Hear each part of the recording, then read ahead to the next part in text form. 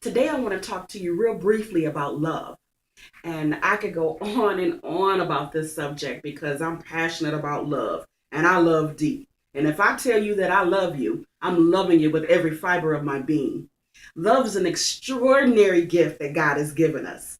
And it's so beautiful between a husband and a wife, a parent and a child. And you're blessed if you have an awesome, loving friendship as well. But sometimes, and all that stuff is wonderful, but sometimes you may run across some things that aren't too wonderful when you have to choose love. Like there could be a family member that you don't get along with so well. My granddaddy once told me, T, you can't choose your family members. You just have to appreciate and love what God has given you. And he was telling the truth.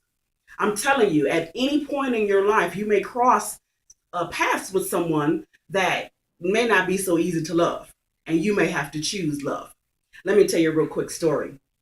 Back in my nursing days, I took care of a woman named Miss Norma. And Miss Norma always had to have her colostomy bag changed on my shift.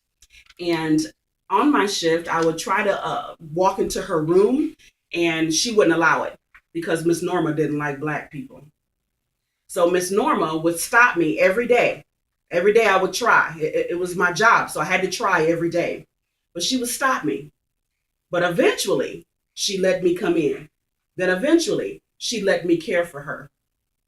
Well, it came time for me to end that job. And I went to Miss Norma and told her it was my last day of work. And would you believe Miss Norma grabbed me and she says, "Don't go." She says, "I love you."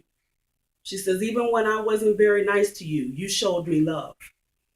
And she began to cry. And she cried and she cried. I think I even cried with her because, first of all, it was Miss Norma. I couldn't believe she was saying that. But also, I believe it changed something within her. And everybody, my boss, everybody was like, "What you do to Miss Norma?" But I believe Miss Norma felt the love of God during that time. 1 Peter 4:8 says, above all, love each other deeply because love covers a multitude of sin. Now, if you know somebody that's struggling with addiction, love them. Just love them anyways. Love them through that stuff. If you know somebody that gets on your last nerves, love them anyway. No, but seriously though, folks, the way that our Heavenly Father lavishly loves us, I pray that everybody out there that can hear my voice, I pray that you will lavishly love your family and your friends.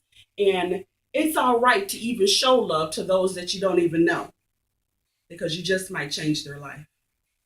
Happy Blessed Tuesday.